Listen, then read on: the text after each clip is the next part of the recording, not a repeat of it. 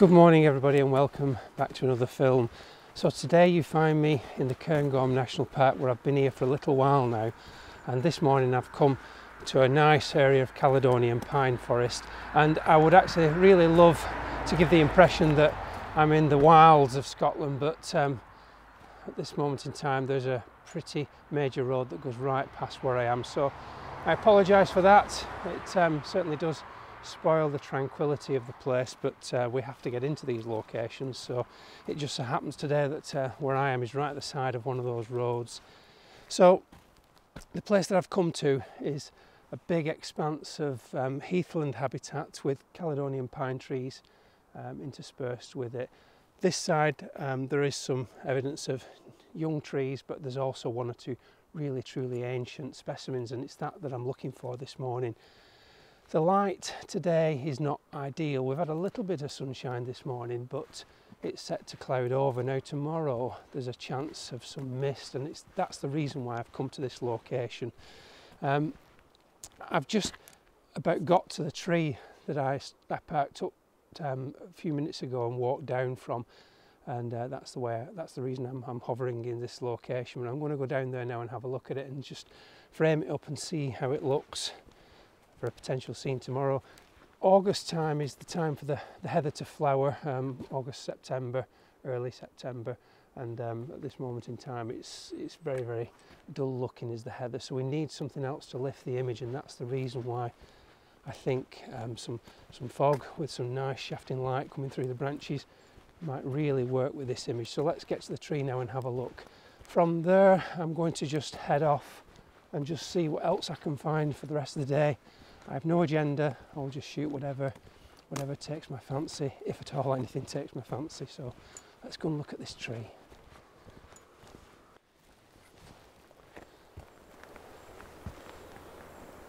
So there is the beautiful Caledonian pine tree in all its ancient glory.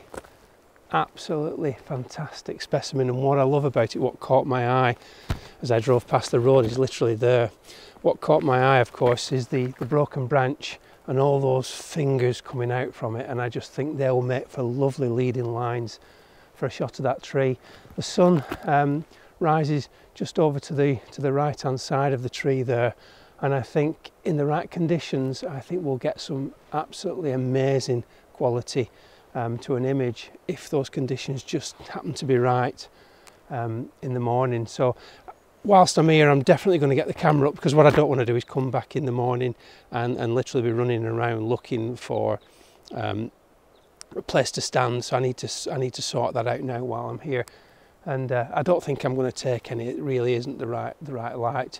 If the sun comes out, which I doubt, I might consider it, but it's really about just framing it up. But just look at it, what an absolute beauty.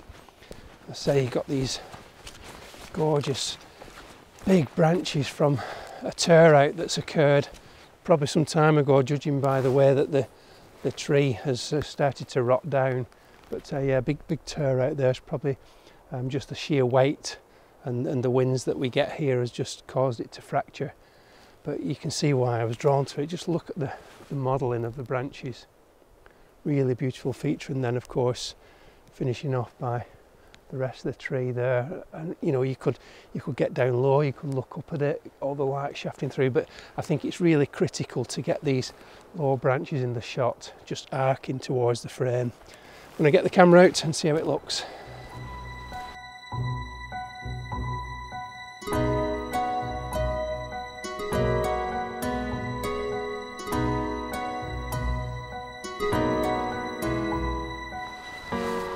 So I've watering the tree for a little while now, and the shot is definitely on this side, because it's only this side where you've got all the branches arcing towards the camera, the viewpoint.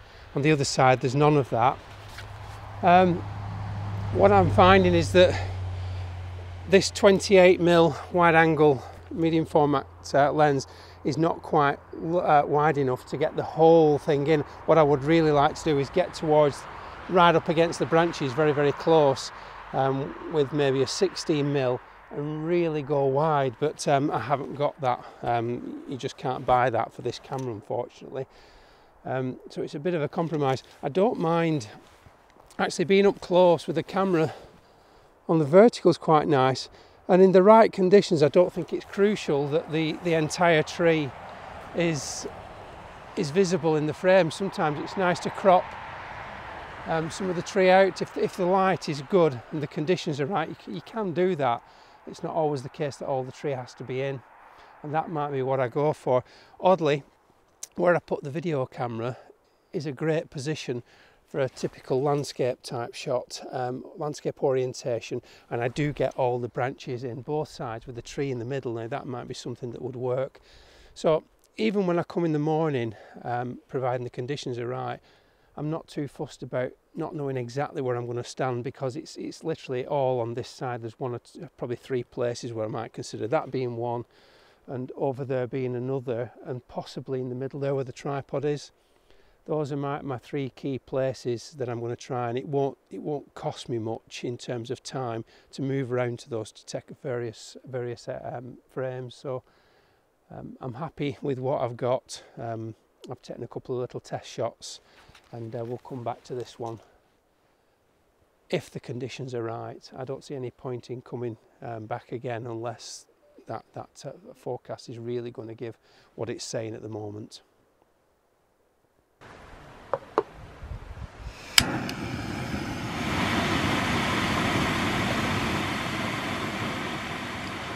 So I'm of the opinion that nature and landscape photographers can't do without the morning coffee, and I'm certainly no exception to that rule, so I'm going to enjoy this in a minute. I've got a question for you all. I'm having a bit of a conundrum in terms of a bit of kit. I'm not really kit savvy. It doesn't interest me overly too much, but I'm struggling a little bit at the moment. There is going to be some car noise, so I do apologise for that. I'm right at the side of a road here. But I've used low pro bags for over 30 years now. They're really good, they're strong, they last, and they've got a fantastic manufacturer's warranty on them. But I think the time has come that I need to change. I'm finding the bags just too heavy. I moved to medium format last year, and I now carry, because I do all sorts of photography, I don't just do landscapes, I do close-ups, so I need a full complement of lenses. I have 4 lenses to cover all the focal range that I need, plus the medium format camera of course, set of filters, batteries. I carry water as well, but I like to carry a bit of food and maybe some waterproofs. At the moment, just with what I've got in here today, the bag is in excess of 40 pounds. It's really heavy, and I'm feeling that that's a bit of a handicap in terms of the distances that I can hike, and I do want to carry some change of clothing, but like I said, some food. But in order to do that, I need to reduce the weight of the bag. This bag, pretty much empty, is 4.5 kilos or thereabouts. So because I'm not really into kit, I don't spend lots of time looking at kits, and I don't keep in touch with all the new stuff that's coming out.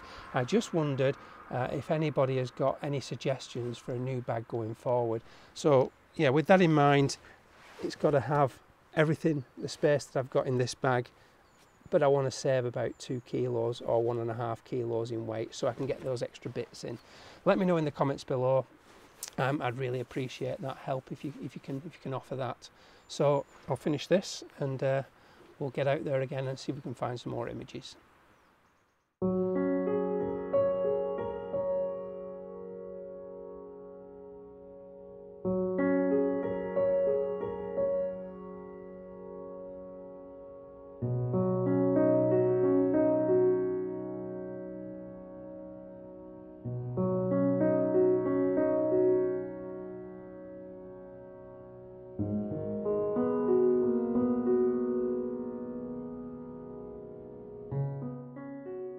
So since you last saw me, I've been driving various places in the van and getting out on locations and scouting different spots that I could potentially go to after I photograph the tree in the morning. Should we get the conditions, I can shoot somewhere else and get there quickly and get something else from the morning. It's always good to have that backup plan for after you've done what you originally set out to do. For the rest of the day, I did think, I mean, you can see the light is extremely flat right now. I did think that I'd be confined to doing the smaller detail things, which I really like. but I just felt like I wanted to do something more in terms of woodland landscapes to sort of wrap this video up almost, if that's what happens if I don't find anything else. So whilst I've been going into the woodlands, I've been looking for scenes that might work in these conditions, and that's quite difficult because that atmosphere, whether it be fog, mist or rain, snow, all add to the woodland atmosphere, and to have it like it is today, it's very, very difficult to find a composition that works. But I think I've found something and I am going to give it a go. I'll just take you to the spot now. What we've got is typically, as is a lot of the situations in this part of Scotland, is that you've got a lot of plantation woodland, but in amongst them you've got some mighty beautiful old Caledonian Scots pine trees, and there's two just here on the left hand side of the frame, and this is what I think I'm going to use to form an image. I'm going to use them quite close up to the camera, the one on the left there in the foreground, and then with the one just behind it further back forming the next part of the frame, leading your eye through to the woodland scene beyond, and it looks really nice. So I'm going to get the camera on now. I framed it up initially with that camera and it looked all right, so I'm going to get the big camera out now and see how it looks.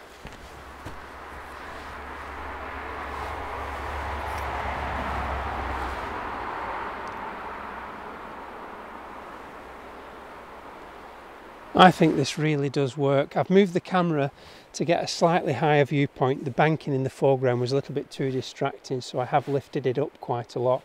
Settings wise, I'm on f16, 100 ISO. It's a 3-second exposure, not that really matters. 28mm wide angle lens, which is about a 21 on a full frame camera, and I've also got the case polarizer on just to remove any reflected light off the waxy vegetation. You get a lot of the bilberry, you get a lot of the crowberry that's got quite waxy leaves, and it gets the reflected light. So because we've got this big white blanket of sky above me, I just want to remove that reflected surfaces just to saturate the vegetation. I'll talk you through the composition now. So this is the image as I've got it set up on the camera now, ready for taking. So I'll just talk through the composition very, very quickly. So essentially you've got the first mature Scots pine on the left that takes your eye through to the second mature Scots pine also on the left. If you look at the way the land lies, you've got a line of travel that moves down from left to right there that helps to hold the whole composition together. In the foreground there's lots of detail in the form of ling, albeit it's not flowering at this time of year, and also some lovely bilberry bushes with their lovely waxy leaves. Now these two trees are really key. They've got the lovely gnarly bark and they make for a lot of interest in the foreground, but they also serve to take your eye through into the distant parts of the scene. Now crucially for this shot, I am going to make it a slight letterbox, because as you can see, the removal of that top part of the frame really helps it.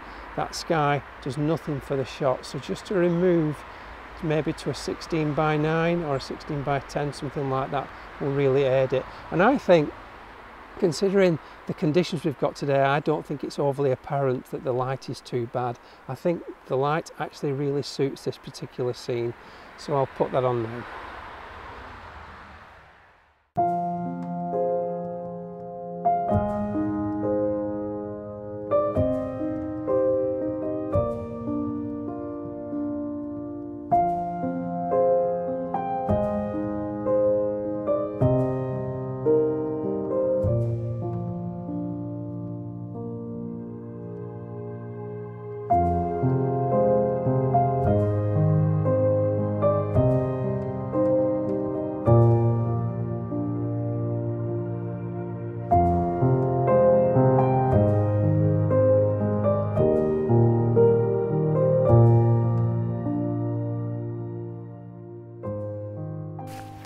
So I am where I am for one reason and one reason only, and that is where I wanted to go.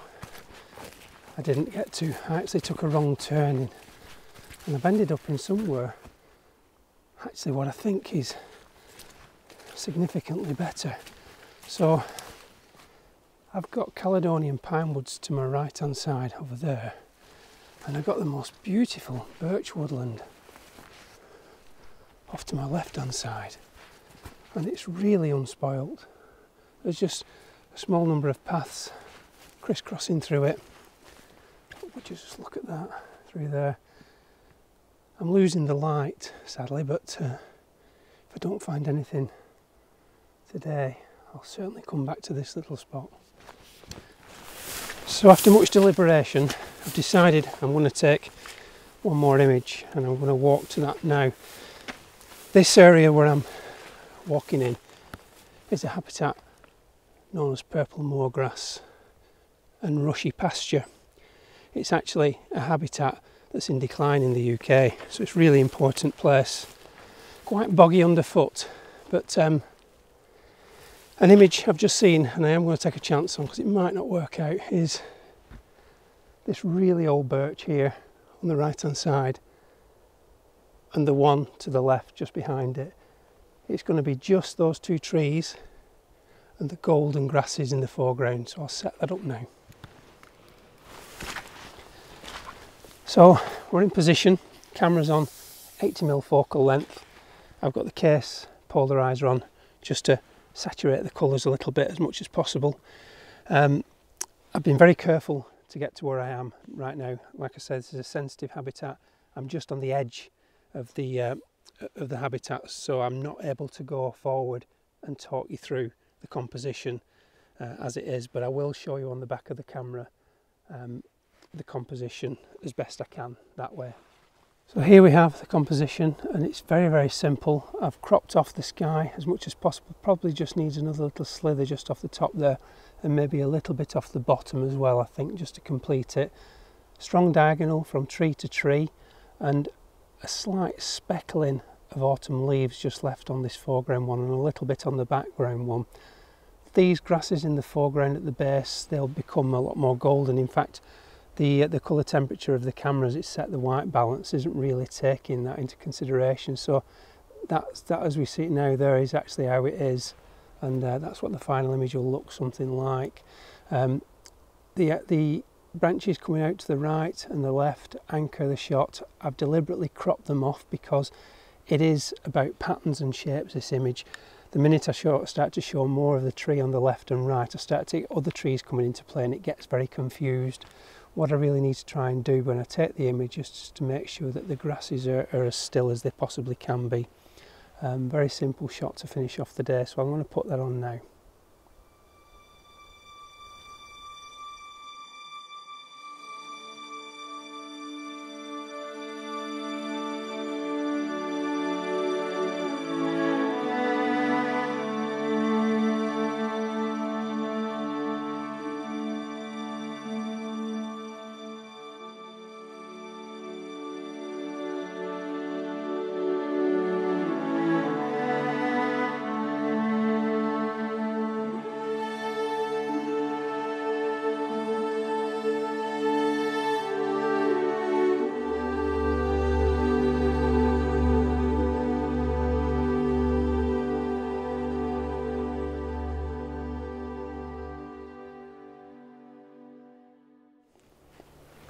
So I was just putting my camera gear away, and I was just thinking about what I'd said a few minutes ago about this being purple moorgrass and rush pasture. Well, obviously it's not very purple at this time of year, so that's why I'm just putting the record straight here. It takes on this appearance, this lovely copper golden appearance during the autumn and winter months.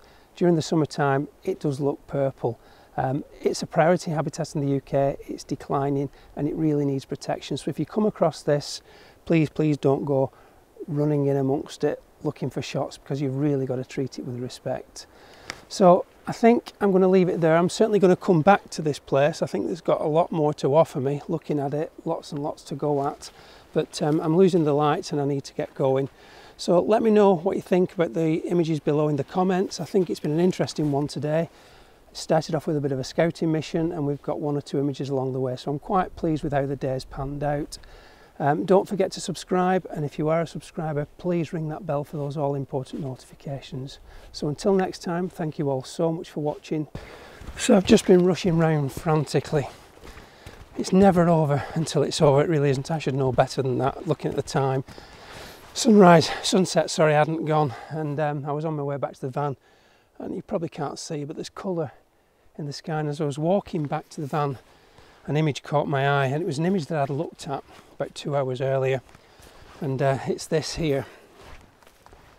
This old dead birch tree, absolutely beautiful. And there's another one, but not dead, just still standing just at the back there. And I spent ages walking around it before looking for an image, and in the end I gave up. I just couldn't piece anything together. But it's weird how you just really, I've said this before, you've really got to look in all directions when you're walking. And what I failed to do on my way out was I didn't look behind me.